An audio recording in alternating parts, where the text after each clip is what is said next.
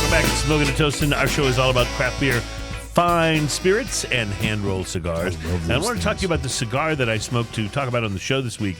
It's a cigar I purchased several months ago. And at the time, and in fact, right up until I was ready to smoke it, excuse me, for this week's show, I didn't realize who actually made it. I knew that it was called Ninja, but I didn't realize who actually made it. Now, I know you think I'm going to tell you it was AJ Fernandez. yes, I do. That happened to me last week where I didn't know.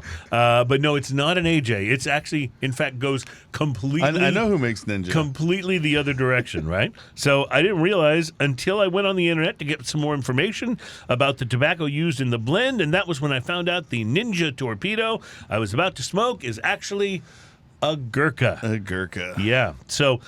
we say Gurkha with a little bit of trepidation. Well, we've had some issues with Gurkhas. True, with construction issues. With construction. The Ninja's rolled and blended in the Dominican Republic using a Brazilian wrapper and a Dominican Criollo 98 binder, as well as Nicaraguan and Dominican fillers.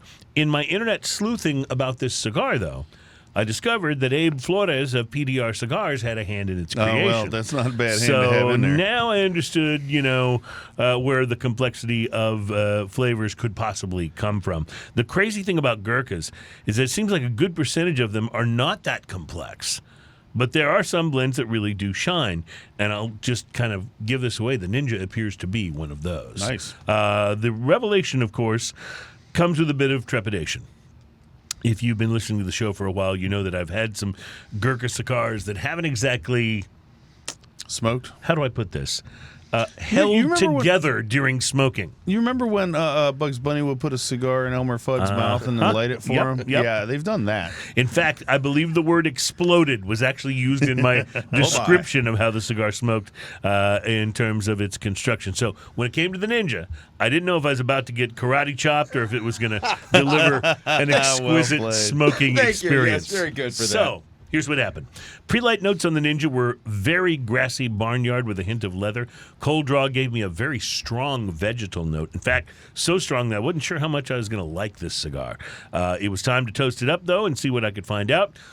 The great news is that when I lit it up, I got none of that overly vegetal flavor that I detected in the cold draw. Instead, I got a sort of a miniature version of the Nicaraguan pepper blast. And the cigar settled down fairly quickly to become much more complex than what I'd been expecting.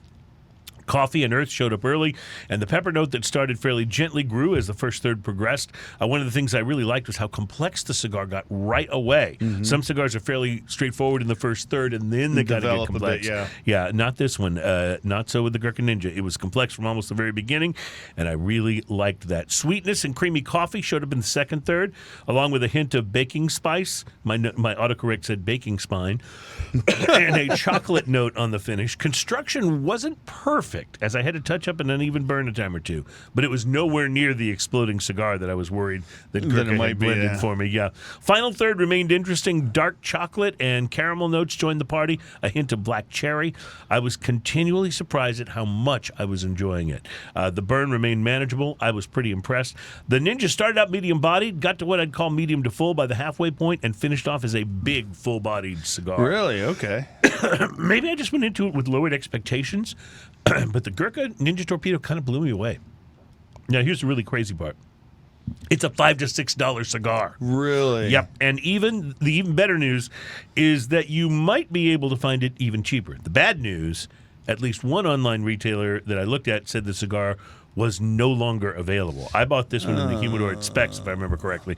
So you can still find them out there. And if you can, I highly suggest grabbing some, because this cigar would have gotten a 5 from me on the price to quality scale at $10. Wow. At almost half that, it's a solid 7. Yeah. I don't even know what to say. You heard me. I am blown away. I just gave a Gurkha cigar a 7 in price to quality. It almost feels like I should say something like, go buy them quick before I change my mind. But seriously, this could be one of those steals if you can find it before it completely disappears. And finally, leave it to Gurkha to actually come up with a great cigar blend and discontinue it.